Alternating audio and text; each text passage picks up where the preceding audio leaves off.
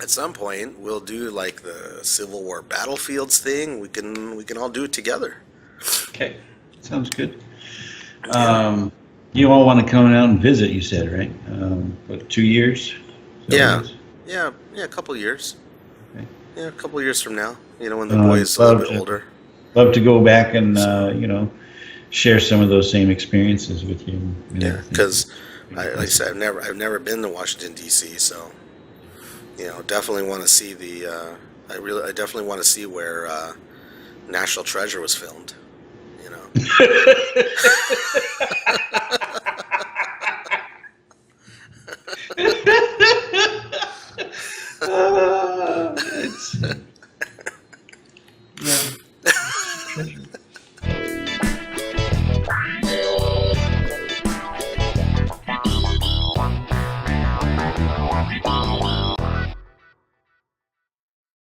All right. Yeah. Back again. Good. This one's going to be good because we're going to record this one. I bet nobody thought we would get to number 3. So, but this is it, number 3. Yeah. So I think this is going to be fun. I'm enjoying it. So I think we're going to do at least 5. Okay. At least 5 before we lose interest, right? Yeah, before we just give up.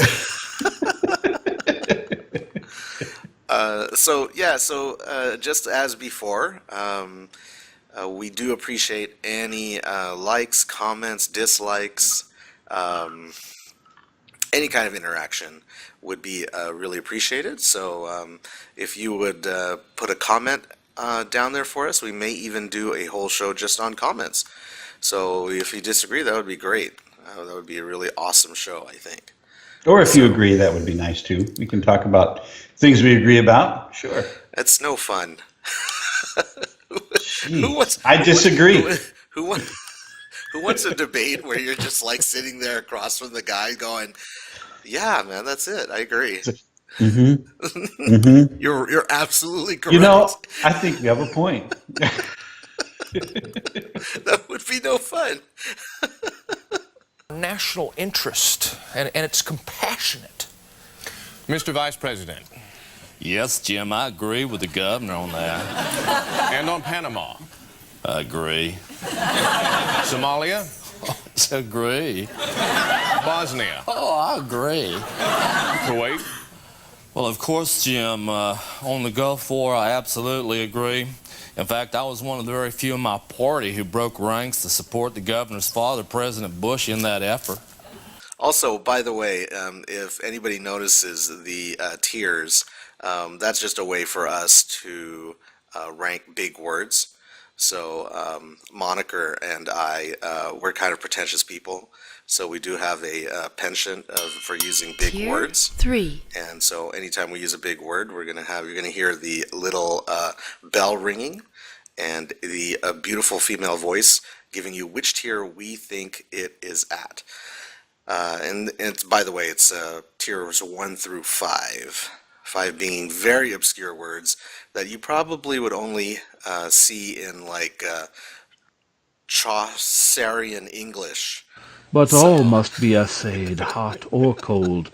A man must be a fool, or young, or old.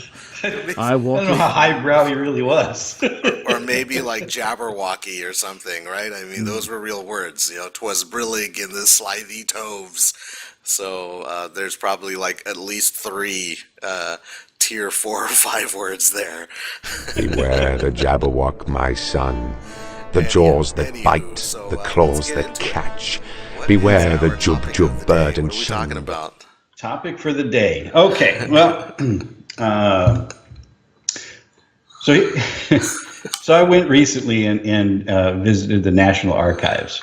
Okay, and got to see the original documents. Saw the Declaration of Independence, the actual Constitution itself, Bill of Rights, and a few other things there, and really interesting. Really, it moved me. The Constitution is on public display here at the National Archives. We do have several remarkable documents that aren't as well known that lead up to the Constitution. because you're disproportionately patriotic. So. Exactly. I mean, there are a lot of people that just kind of walk by and just kind of, yeah, that's nice, and then they go. Not, I don't know. You actually were tearing up there, right? There was like a single tear coming down the side of your face there. Can I finish my tale, please? Okay, go ahead. God. So I'm there with my daughter, right? And I'm trying to, talk her, okay, so she's 9 months old, right? Oh, 10 months old. Anyway, so she had a tear down her cheek too, right? Both you guys. Well, I was trying to keep her from having tears. Okay. But point is, right? The point is, so I'm telling her what this room is all about, right? Yeah, I started to tear up just a little bit. Fine. So sue me. I did. I choked up. We'll talk about it later. Okay. Yeah. So what brought that to mind, I guess, as far as the topic is concerned, I want to talk a little bit about birthright. Okay, about an exceptional birthright. Okay. We got Obama's impression of, American exceptionalism, it's just the same as Greek exceptionalism or whatever the heck you said, I believe in American exceptionalism, just as I suspect that the Brits believe in British exceptionalism and the Greeks believe in Greek exceptionalism. But I'd like you to maybe get your take on exceptionalism. And I'd also like to get your take on a birthright in general. I mean, what are we passing down to our posterity? And is this a birthright that really only applies to Americans, or is this a birthright that applies to anyone with the American dream? Well, I can answer definitely your last question. And any order, I guess. Yeah, I numbered them specifically for you, but hey, whatever. I can definitely answer that last question because I wasn't born here. Okay. I came here when I was 7. And okay. I love this. Like I didn't already know that. And I love this country. I would like to think that I love this country as much as you. I would die for this country. I believe in the Constitution. I think it's probably the most significant legal document ever written. That's my opinion about the Constitution. When we're talking about legal governments that have to do with government, I think, Magna Carta's got to be up there, but the Constitution is definitely number one.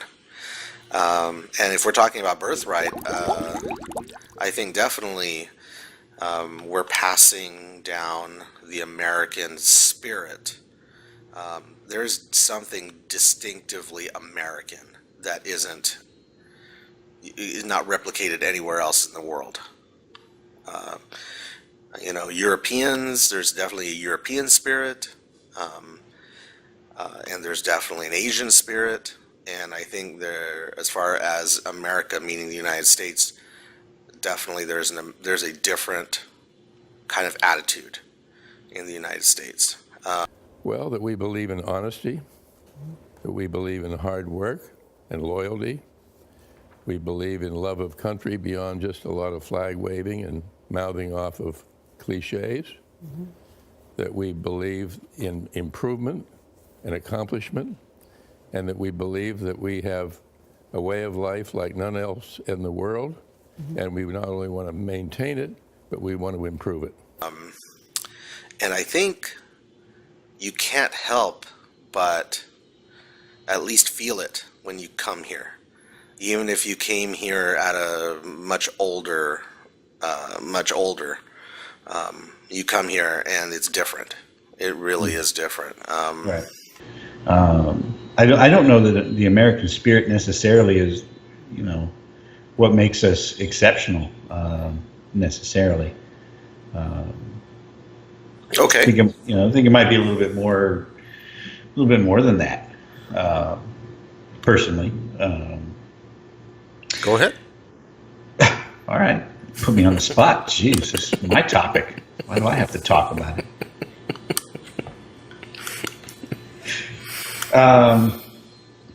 The way that it was explained to me as far as what American exceptionalism is or was, in a world where everyone was basically ruled by kings and queens, monarchs of some kind, monarchs, despots, even governors. That's what it was all. It was all about a birthright that was passed down, for the lords and the ladies. Right. That was the ruling class. These elites were always over the serfs, right. The people. And then along comes the founding fathers, right? They're in these colonies ruled again by a king. I pray, Mr. Adams, say, that the United States does not suffer unduly from its want of a monarchy. I think there's a good argument that they were more rabble-rousers and they weren't really as oppressed as they made themselves out to be. Okay. I just thought that was an interesting, I like to see both sides of the issues in history. Mm-hmm. But regardless, they had a dream, the American dream. They had an idea. They were given this idea that you mentioned about being independent. But they came from a whole group of independent-minded folk back in England. The whole British Isles, they're all about leave us alone, and you think about the William Wallace freedoms, yelling out. Would you be willing to trade all the days from this day to that for one chance, just one chance, to come back here and tell our enemies that they may take our lives, but they'll never take our freedom?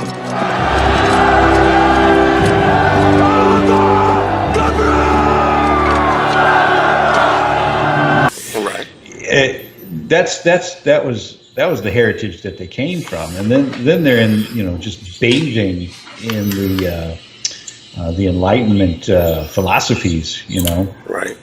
and it's all starting to coalesce in this group of people, and I think they really started something different. They decided to stand up against the monarch, and instead of like electing George Washington the first king of the United States, carry it with me to my grave as a strong incitement to unceasing vows that heaven may continue to you the choicest tokens of its beneficence, that your union and brotherly affection may be perpetual, that the free Constitution, which is the work of your hands, may be sacredly maintained, that its administration in every department may be stamped with wisdom and virtue, that in fine the happiness of the people of these states, under the auspices of liberty, may be made complete by so careful a preservation and so prudent a use of this blessing, as will acquire to them the glory of recommending it to the applause,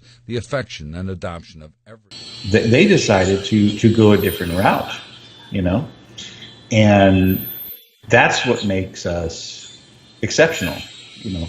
Our history is not based on the lineage that any of our rulers might have. It's every single person. So you think about the idea of the individual's sovereignty, that that the government gets its legitimate power from the consent of the governed. That to secure these rights, governments are instituted among men, deriving their just powers from the consent of the governed. That whenever any form of government becomes destructive of these ends, it is the right of the people to alter or to abolish it and to institute new government. And that was a radical shift. I mean, that was something that no one really ever even considered. I mean, you talk about the democracies in ancient Greece, and there was a Dutch Republic that doesn't really get a lot of press. Roman Republic. The Roman Republic, right? But all of these things were based in an elite group of people that were governing ultimately. That wasn't the case in the United States. Anybody could be president, and I was raised to believe that. And any of my classmates could have grown up to become the president of the United States. And I think we've seen quite a few presidents that have come along that didn't have governing experience, that didn't have wealthy family, or they didn't come from old money, and yet they ascended to the highest office in the land. Right. I think that's what makes us exceptional. We decide our own fate, and I think that our individual drive to decide our own fate is what makes America exceptional. It's the government, it's the philosophy on which we were founded, and it's also that American spirit you were talking about. I'm just pumped up. I mean, I well up when I see these documents that represent our founding. Sure, fine, I don't mind. I cry just a little. But I agree with you. Again, we're having that debate with no actual disagreement. But I disagree. But I agree with you, and that's what I was saying. Trying to get at earlier was that even today, 240 something years later, the founders have instilled something into us as Americans. Even today, we're still feeling it. We're still feeling it even today, and that's what I'm talking about as far as the human spirit. Oh yeah, definitely. So here's my question: how do we pass this along to our posterity, our progeny? Got those kind of slammed together. I don't know. I don't know that we have to necessarily do anything specific. I think we just have to keep talking about it, and looking at those documents. Okay, so you and we grew up I've never been to Washington, D.C. And I moved here when I was 7, yet we both feel that American spirit. Mm-hmm. And I think it's just in the air. I don't think we need to do too much. I will say that, we were talking about whether it's alive and well. There are people out there who don't feel that. I was speaking to a friend of mine. This was when Obama was running for president in 2008, and he's Hispanic, and he said that the only reason he voted for Obama is because he wanted to see if a non-white person could actually be president. And that, yeah, right. And now that he is president, it shows that non-whites can actually be president. And what I told him was, you're not thinking about this. You think about what you're saying. Now that he is president, now we know that African Americans can be president. That's actually not the case. African Americans could have been president before he was president, or else he wouldn't have become president. That's true. Right? So, but now we know. Now we know for a fact. It's been a long time coming. But tonight, because of what we did on this day, in this election, at this defining moment, change has come to America.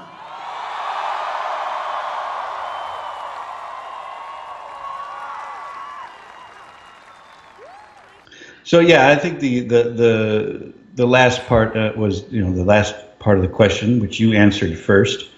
I'm glad that you jumped in on there and told your story, and I'm very thankful about that. But that doesn't really answer the question about whether or not it's a birthright. Whether it's a birthright to anyone to be an American, this kind of brings a lot of questions and issues about, whether anchor babies and, whether or not we should have large-scale, open-border immigration.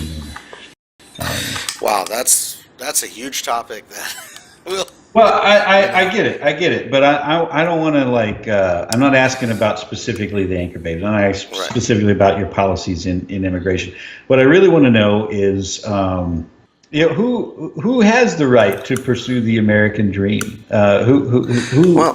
Whose birthright really is it, and should it be a birthright? Well, okay, so I think birthright, the birthright. Mm-hmm. The word birth is in it. So it seems like so it seems like when you're right is in it too. It seems like if you were born here, then you would inherit that. But I think birthright is more than that. So it's anybody who wants to become an American, I believe, will inherit that birthright.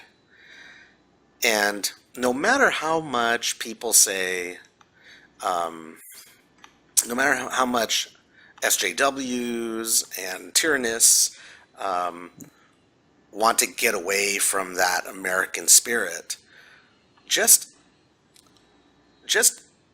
being in that room and holding your right hand up and taking that oath that you want to be an American citizen, there's already that lead up. Just because you want to become an American citizen, there's already that lead up. And of course you have to learn. They ask you these questions, which are very simple, by the way. Everybody wants to say they're difficult, but they're actually really simple. You have to do the research, about the history of the United States. But I think a lot of times people who want to become American citizens are more, have more of that American spirit than people who are born here. Oftentimes, because of that. And if you could be there, I don't know if you've ever been to a room of people who are taking that oath to become American citizens. I have. I have not, but I absolutely want to. I'm moved every time I see it, on TV or in the papers or whatever. I would tear up. I'd cry again. I cry a lot. That I will support and defend the Constitution and laws of the United States of America against all enemies, foreign and domestic. It's a proud moment, and you could feel it in the room. These people all want to become American citizens. So, birthright is a strange word because it's not just where you are born and you inherit it. I think you inherit it at any moment that you say to yourself, I want to be an American citizen. I want to be part of this thing. Because I believe that when you say you want to be part of this thing called America, you've already felt it. It's already there. You've already gotten that spirit. You wouldn't want to be part of it if you didn't feel it and want and accept it. Yeah. I got goosebumps. You're laughing. I do, man. I'm moved. All right. I'm allowed to be moved. So, all right. Should we leave it there? Yeah, I feel like this is probably a good place to start landing the plane. But I'll tell you what, man. Yeah, thank you for raising your hand and becoming an American citizen. I appreciate that. I do. And congratulations. That was like 25 years ago. So I know. Actually, I remember that. But That's yeah, how long man, it we've was a been very friends. proud moment for me, and I definitely felt it in that room. Every single one of those people over there who raised their hand with me, I mean, I felt it, and everybody in there was proud to be an American. And like I said, I think that people who choose to be Americans quite often are, more patriotic than people who was just given to them. Almost disproportionately so.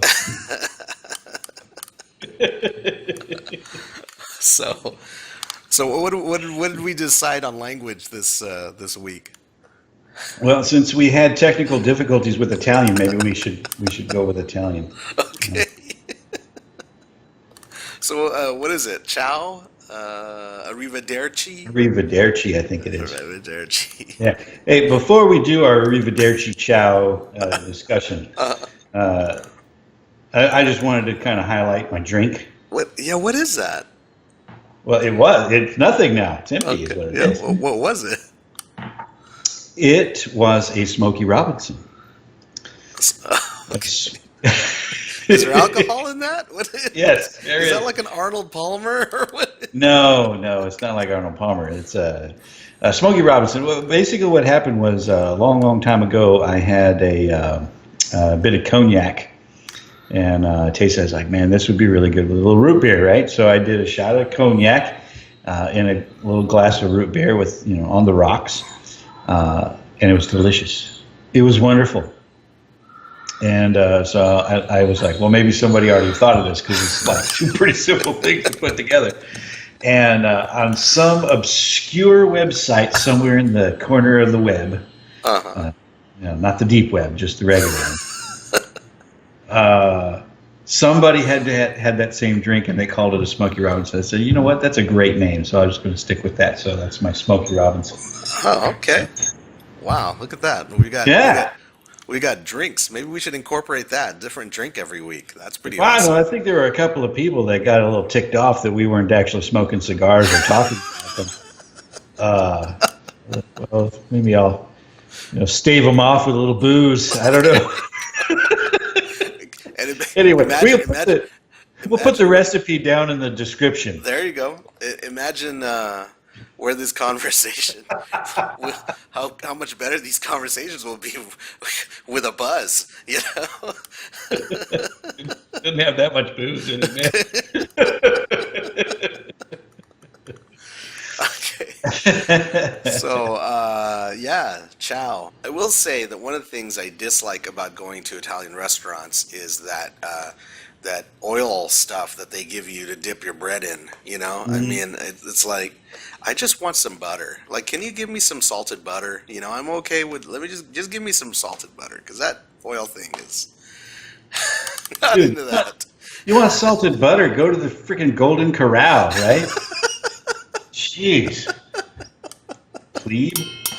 Tier 3. I thought you were going to say they need to put a little more, vinegar in it, but no. You know, salted butter. Fine. When I'm talking about Italian restaurants, I liked, when I want to test an Italian restaurant, I get the manicotti, if they have it. They don't all have it, but if they have it. And a really good manicotti, because manicotti is like sauce, it's sauce, shells, and 2 different kinds of cheese, and that's it. That's the whole recipe. So if they can make something special to that, then I'm in. I'm on board. This is an Italian restaurant that I will frequent often. But if I just get the same 4 ingredients that I just shared with you, dumped on a plate, hot, here you go, not coming back. Just saying. Just saying. Don't even try. Because I could dump sauce on pasta myself. I will say, going back to our last video, that Italian opera is much better than German opera, in my opinion, in my humble opinion. So, did we talk about that German opera? Yeah, yes, we did. We talked a little bit about how much I dislike German opera. All right, and Dick Wagner. I remember that now. But you know, like La Boheme is is Italian. It's an opera. It is an opera. 2 tickets. La Boheme. La Boheme. It's an opera. It's an opera. I do remember that conversation, but I thought that was our technical difficulties. No. So you're saying I talked already about Carmen? No, we haven't spoken about Carmen yet. No. Really? No, we haven't. We should leave that. You should leave that for next time when we talk in French. Yeah, Georges Bizet. Yeah. Hey, don't spoil it. Really? Okay. Fine. Next time. All right. Until next time. Next time. Arrivederci. Same bat channel. Same bat channel. Oh, can we say that? Adam West is dead. Ciao. Adam West. Ciao.